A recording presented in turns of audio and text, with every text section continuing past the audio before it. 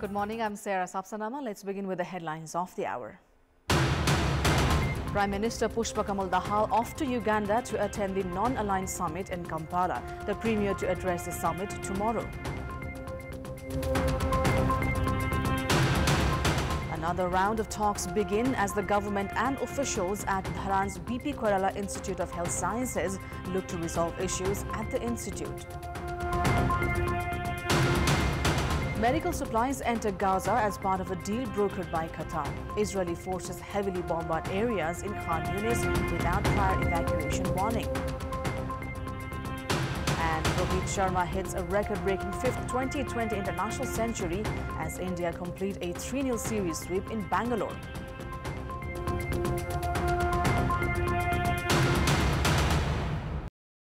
Prime Minister Pushpa Kamal Dahal has left for Uganda to attend the non-aligned summit in Kampala. The Premier took off at 12:15 a.m. flight this morning, leading a team that includes his Foreign Affairs Advisor Rupak Sapkota and Foreign Affairs Secretary Sewa Lamsal. Premier Dahal is scheduled to address the summit tomorrow and return on 21st of January.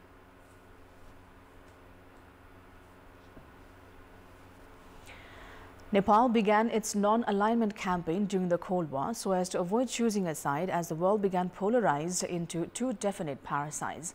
The non-aligned movement, NAM's 19th summit, is taking place from 19th of January in African nation Uganda, where Prime Minister Pushpa Kamal Dahal will lead the Nepali delegation. The relevancy of the movement, meanwhile, has been in question for quite some time now. It's been 3 decades since the Cold War ended, but the geopolitical landscape hasn't changed much. The contest between power nations is at a high, and the polarization between these power sides still persists. Geopolitical conflicts have turned into crisis, and analysts say the relevance of non-aligned movement at this juncture is in question. अहिलेको समय अनुसार चाहिने केही कुरा जस्तो चाहिने अहिले प्रविधिको निकै विकास भएको छ त्यसैले प्रविधिको विकासलाई फेरि प्रविधिलाई शक्ति सम्पन्न राष्ट्रहरूले अन्य राष्ट्रहरूमाथि प्रभाव जमाउने थिचोमिचो गर्ने अरूलाई चाहिँ तलको तल पारिराख्ने भन्ने नगरून् प्रविधिको जस्तै चाहिने के भन्दा औषधिहरूको कुरा छ अहिले कोभिडको बेलामा देख्यौं सम्पन्न राष्ट्रहरूले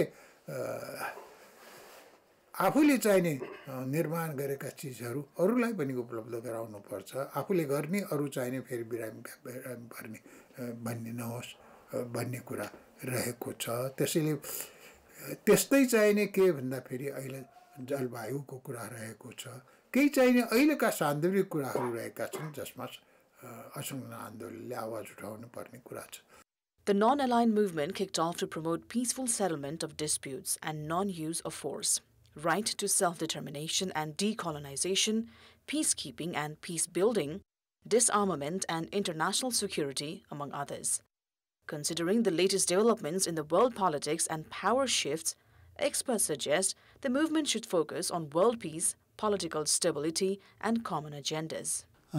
यो असंलग्न आन्दोलन सन् 1961 मा सुरु नभएको भए पनि हामी आफ्नो कारणले क्षेत्रीय स्तरमा असंलग्नै राष्ट्र रहन्थ्यौं रहनु पर्थ्यो रहनु पर्छ र रहनु पर्ने छ किनभने भूगोल त परिवर्तन हुँदैन भारत र चीन को बीचमा छौं हामी अब त्यसमा विश्व शक्ति अमेरिकाको पनि यसमा अभिरुचि छ त्यसकारणले रणनीतिक दृष्टिले गर्दाखेरिमा हामी असंलग्न रहनु अत्यन्त आवश्यक स्वाभाविक छ.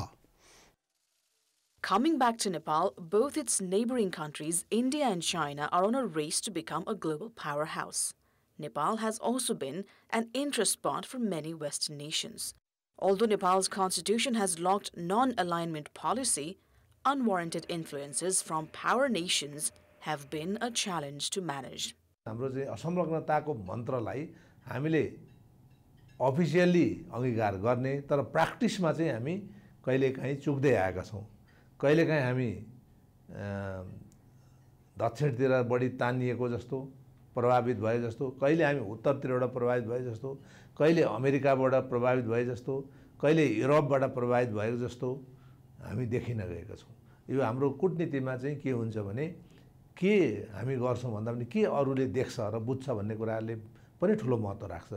त्यसो भएको कारणले गर्दाखेरि हामीले असंलग्नताको आधारभूत सिद्धान्तलाई आत्मसात गर्न नसकेको र बेला बेलामा यसको चपेटमा परेर हामी भिक्टिम बन्नु परेको अवस्था चाहिँ छ। During his stay in Uganda, Prime Minister Pushpa Kamal Dahal is scheduled to address the summit on the 19th and the 20th of January. He will also hold bilateral talks with heads of several nations. The movement has 120 developing countries as members, while 17 are observers. The movement is considered the biggest after the United Nations.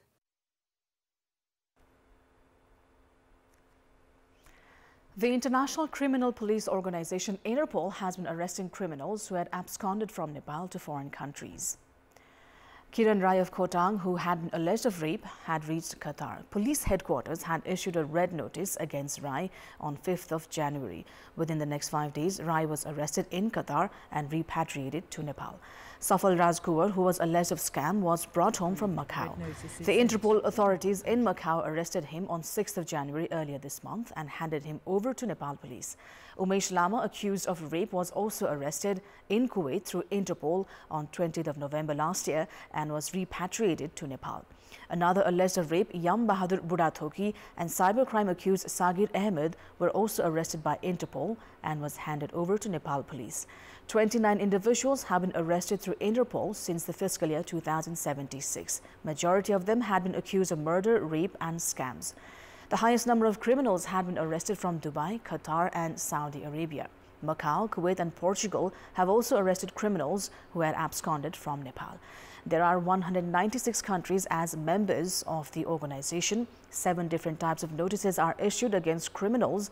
Yellow notice is issued for missing person, blue to obtain information on a person of interest, black to seek information on unidentified bodies, green to provide warning about a person's criminal activities, and orange to warn of an event or a person representing imminent threat. A red notice has been issued by Nepal against 50 fugitives at the moment, while 96 have been issued by various countries against Nepali nationals.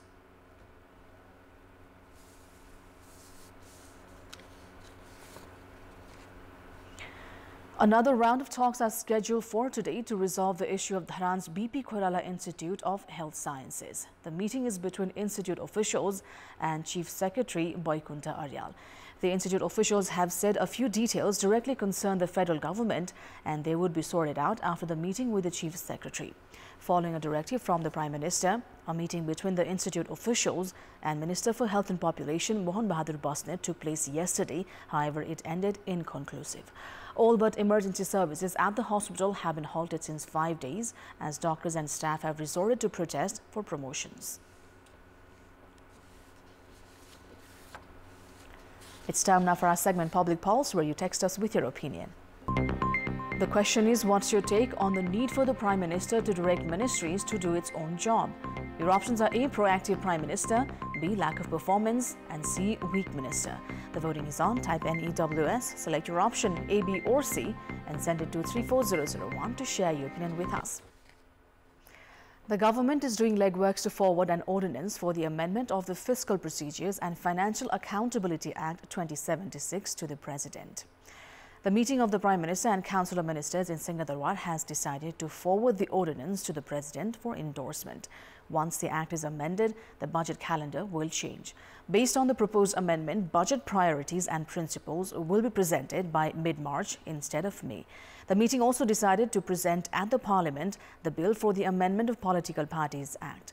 The meeting also appointed Parvat Kumar Karki to the post of Executive Director for Citizen Investment Trust, Kiran Babu Pun as the Managing Director for Cultural Corporation, Ramesh Chandra Neupane as the Chair of Naradevi Ayurveda Hospital Development Committee, and Dr. Ravi Malla as the Executive Director at Shahid Gangalal National Heart Centre.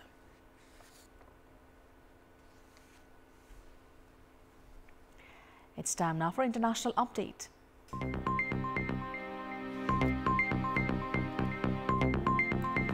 A shipment of medical supplies destined for Israeli captives and Palestinians in need has entered Gaza as part of a deal brokered by Qatar.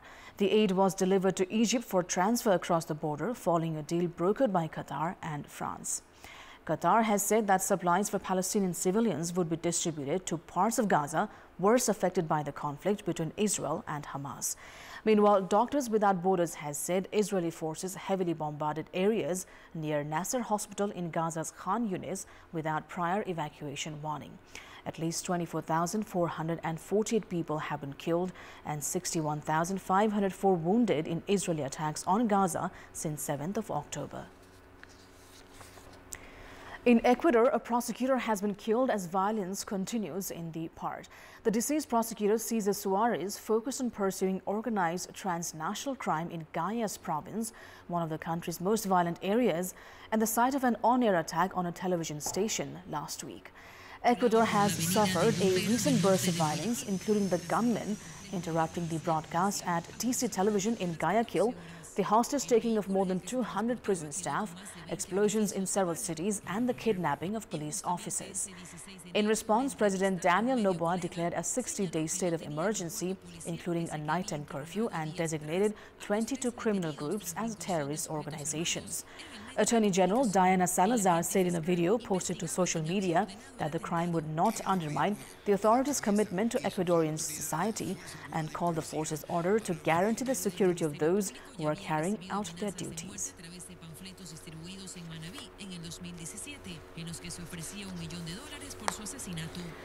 Singapore's Transport Minister S. Iswaran has resigned after being charged with corruption, confirming a historic development for a city-state that prides itself on having a squeaky clean government. The charges against Iswaran are part of the biggest corruption probe to engulf Singapore's ruling People's Action Party in decades. The scandal, which also ensnared a hotel tycoon best known for bringing the Formula One Grand Prix to the city, was one in a series of controversies for the government in the past year that sent shockwaves through the country. Iswaran is the country's first sitting minister to be charged with a criminal offense.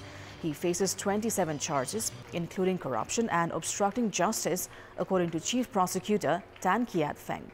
The former minister, flanked by his legal team at court, pleaded not guilty and had his bail extended. Iswaran was arrested alongside hotel tycoon Ong Beng Seng in July. Ong is also the sole shareholder of the Singapore Grand Prix, organizer of the marquee sporting event.